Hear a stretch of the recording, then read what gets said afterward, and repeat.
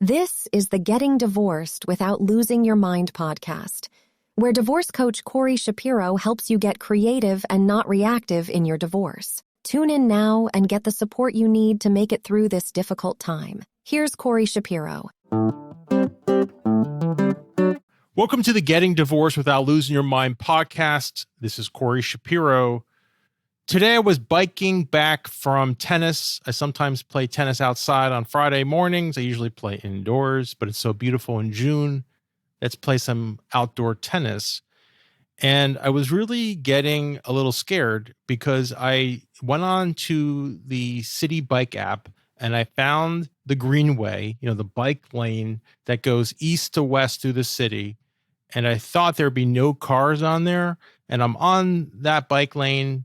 I'm in my bike, pedaling along. And next thing you know, there's all these cars in my bike lane. There's these trucks parked. So you have to go into the street, and if you're in the bike lane, people open their doors. So as much as I try to make it safe, I was pretty anxious. So my suggestion is don't be like me. Don't even ride your bike in the bike lanes in New York City when you're trying to go cross. I haven't found a good way to go cross town. On the north-south, you can go all the way on the west side, and they have a great, really segregated bike lane. But east-west, not perfect yet, even though they say it's segregated. And that anxiety, that stress is helpful for us in this podcast because this week we're talking about negotiation. And specifically, we're talking about where a child can move. These are called radius clauses, geographical restrictions, and where the child lives. I can't think of a more stressful, anxiety-producing issue for two parents who have very different views on this. If one parent, for example, wants the child to live in the city and the other parent wants to move, let's say, many states away. So how do we deal with all that? And that's our question. And we start the podcast, as always, with a quote. Then we move into our question. Then we talk about divorce news. And then we do our positive perspective. We like to end with a positive note, so we end with our positive perspective. All right, the quote: unless both sides win, no agreement can be permanent. That comes from Jimmy Carter. I think what President Carter, or former President Carter, is saying is let's not move fast into agreements that are not workable. Instead, let's think about a durable agreement, a long-lasting agreement. Let's think of an agreement where we don't have to come back to court. We don't have to deal with unresolved issues later on, so we can move on with our lives. And isn't that what we really want, to move on with our lives? All right, question. First of all, if you have a question for the podcast, you want to get it answered, you could go to question.gettingdivorced.org. I may answer your question on an upcoming episode of the Getting Divorced Without Losing Your Mind podcast. This week's question is from Elena. Elena asks, the custody aspect of our divorce is almost settled, but we cannot decide on a radius clause. How do you suggest I go about this? Our child is 10. We live in a major city. I want 30 minutes by public transportation to our child's school, which must be in the city. The school must be in the city. My husband wants 90 minutes and no public transportation restrictions. What are your thoughts? Well, Lena, thank you for this question. It's such a ripe area, these relocation issues, these radius clauses for dispute. I'm just going to give you some perspective. And unfortunately, the standard in this area is very subjective. It's the best interest of a child standard. What does that mean? Well, if you're in court, it's what the judge thinks it means. If you are in a mediation or in a traditional negotiation, it's what two parents and maybe their attorneys all agree it means. But if you can't agree and you're not thinking of having a trial, you don't want to waste all that money and time, what do parents do? Some parents reach out to what we're going to call a child expert. This could be a therapist who has special training in child development. This could be an educator, just someone who has some specific knowledge about this area. And that can help you determine in an objective way and in a way that both parents feel comfortable what's best for our child. Another issue that comes up is some parents view these radius clauses not from the perspective of best interest of the child, but as the perspective of control. They want to be free to live where they want to be, not going to move so far away, but why do they have to be so close? And the concern for the other parent is you want to lock down where the child is going to primarily reside, what city, what town, where they're going to primarily go to school. So what happens often in my area, New York City, is, some parents live in the city, maybe when the children are younger, but as the children get older, maybe they want to flee to the suburbs with their bigger schools or, their football fields. It's a different lifestyle and maybe a better lifestyle in some ways for some parents. Also, in New York City, all these private schools that a lot of parents send their children to, if they're going to do that, cost a lot of money. And public schools, on average, it seems gives you more in the suburbs. So there's a big fight over these things. So one parent maybe wants to move to the suburbs. The other parent says, I'm a city person. I'm not moving to the suburbs. This is where I'm living. And those issues come up. So I'm glad, Elena, you're thinking about this. Relocation issues are hard, and it's hard to make these durable agreements. And my suggestion to you is just try to find a decider. It could be in a conference in court, and maybe the court will give you their opinion, and maybe you both will agree to that opinion. It could be what we're going to call that child expert, who's going to give you some insight into what's best. But I will leave you at this note. Whatever you put in the agreement, if someone really wants to try to move later on, years later, they could probably always come back to court. Even if you have that provision in the agreement that says you're going to go to mediation a few times before you go to court, you could probably always go back to court, and you could probably always try to change the parenting schedule, change where a child's going to live based on the best interest of the child. So I'm not sure how durable necessarily these agreements are unless there's a meeting of the minds. So I hope you can flesh all that out now rather than later, which could be really upsetting, really costly, and really difficult. All right, in divorce news, I want to share a story about a master negotiator to help you think more about what we need to do if we're going to think creatively and not reactively about situations. And it's so hard to do when we're stressed and anxious, like I was, in my bike lane today with all these cars and trucks. I felt powerless.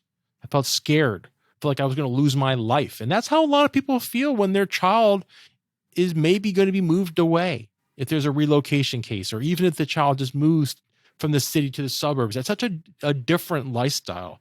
And that's just stressful. So the story I have is with Howard Stern. He's had a big evolution in his career. He does these wonderful conversations with thought leaders in different creative arts. And he wrote a book years ago, And a publisher by Jonathan Karp, that's his name, he's a bigwig publisher, wanted to do a second book with Howard. And I'm not going to go into how difficult it even was to get a meeting with Howard. Anyone who knows Howard knows he likes to stay home. I think this was before video calls, but to really close the deal with Howard, you probably had to do it in person anyway. But what Jonathan Karp did, what Karp did was he realized Howard didn't really want to write another book. It is time consuming. It's difficult. Howard has other things to do. He puts all of his energy or most of his energy into his conversations, into his radio. So what did he do? Well, when he had that meeting with Howard, that first meeting, he gave Howard a completed first-rate book. We're not talking a draft. We're talking the real deal, a completed book. And that took Howard a little back because in his mind, he came into that meeting thinking, well, I'm not really going to write another book. I'll meet with this guy because just to be friendly and nice, and he seems persistent, and why not to keep up good relations, but I don't really have any desire or thought to actually do what he wants me to do. Karp knew all that and met Howard where he was. And that's the big shift. That's the big shift I want you to think about. You meet people where they are, not where you are. Right? You meet them where they are. And he got Howard to take the book, and Howard's like, let me think about it.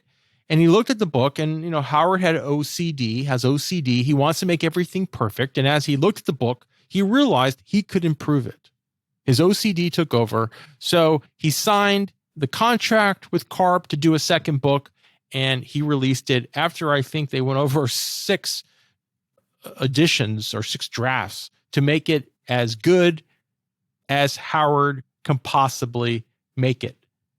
And I think that's a great thing to think about when we're thinking about being creative. Think about Karp and think about what he did to get the meeting, which was difficult, but also to convince Howard to write the book. He did it by judo. He moved with Howard's energy. And I tip my hat to Jonathan. Jonathan, if I could ever do a lunch, I will take a Zoom call. I'm talking 15 minutes. So if you're out there listening to this, I am super impressed with your negotiation skills. So well done. Well done. All right, moving to our positive perspective. We like to end on a positive note. The positive note is this. Let's paint a picture that aligns not with our values, but with the other person's values, with their perceptions. And if we're dealing with an issue of a radius clause, and we're dealing with an issue of a parent wants to move to the suburbs, let's deal with that issue now so we can have a durable agreement and not just kick the can down the road. You heard me talk about that last week. We're not going to kick the can down the road. We're going to deal with these issues now so we don't have to come back to court, hopefully. We don't want to come back to court. We don't want to deal with these issues in the future. They're difficult. Let's deal with it now. And I know things change. Who knows? Things always come up. Maybe you have to change things. But let's do our best to think as creatively as Jonathan Karp would think to make a durable agreement. All right, so let's paint that picture. A good way to do this, to start out before you talk to maybe your divorce lawyer or your divorce coach, a great way to do this that costs nothing except time is mind mapping. And you should be doing, anytime you think deeply about things, mind mapping is great. It helps the brain be creative. The way we're taught to take notes is linear, step by step by step by step. But that's not how the brain thinks. The brain thinks in branches. So put the central idea in the middle, and you could just do this on paper. But there are good programs out there. The one I like is MindNode on Mac, but there's other programs out there, not that costly. And you can then branch out to other areas that you're thinking about from that person's perspective, obviously also from your perspective too. But first, we got to convince the other person and meet them where they are, just like Jonathan Karp did with Howard. And I think if you can paint that picture, you can do some time with your mind mapping, you can come up with some good questions to really flesh out these issues. And the whole point of doing all this, is so we are trying to reduce the budget. We don't want a multi-year divorce battle. We don't want to waste our college, the money we have for, limited money we have for college on lawyers. We don't want to waste our valuable time or emotion. No, we want to move on. Unfortunately, we don't have a divorce that's super easy, but just because there's a little challenges doesn't mean it has to be a multi-year divorce battle if we're thinking creatively. All right, that concludes today's episode. I thank you for listening. We discussed our quote, great quote from President Carter about durable agreements. We had a question about dealing with radius clauses, divorce news. We shared how a master persuader, a master negotiator deals with a difficult person who doesn't want to do what you want them to do and get them to do it anyway. And we ended with the positive perspective, painting a picture, spending a lot of time thinking about these issues using mind mapping. Right. And next week, we'll be answering a question about move-out clauses in prenuptial agreements. What are these move-out clauses? What am I talking about? Well, a lot of times in these prenuptial agreements, you have separate property. You define separate property as the residence, the marital residence. It's not owned jointly. It's only owned by one party. That's separate property. It's mine. So if this marriage ends, I want you out of my property. And that's what you do. You would have a move-out clause after some type of triggering event. It could be called an operative event in these prenuptial agreements, which we'll go over. You say 30, 60, 90 days, you're out. There's some complications we'll get into if there's children or not. But what happens if the other person doesn't leave within the agreed upon time? Isn't that stressful? Isn't that frustrating? Does that actually happen? Yes, it does, unfortunately. And if you want more information before next week's podcast, you can always go to our show's website. This is our third season, so we're developing an archive. You can listen to some of our early episodes. You can see how we're making this podcast better and better. You can go to gettingdivorced.org. You can also read our ebook. It's available on Amazon. You prefer to listen to it like I do. Maybe when you're commuting, we have it on Audible as well. Remember, be creative, not reactive. This is Corey Shapiro. See you next week. Thank you for tuning in to the Getting Divorced Without Losing Your Mind podcast with divorce coach Corey Shapiro. Divorce can be a difficult and overwhelming process, but it doesn't have to be. Corey's book is here to help you gain clarity, composure, and a strategic mindset. Get it now as an ebook on Amazon or an audiobook on Audible and unlock the power of these resources to make more informed decisions and gain a better understanding of the process. This podcast offers general information only. It cannot replace legal advice. If you need tailored advice, contact an attorney licensed to practice in your area.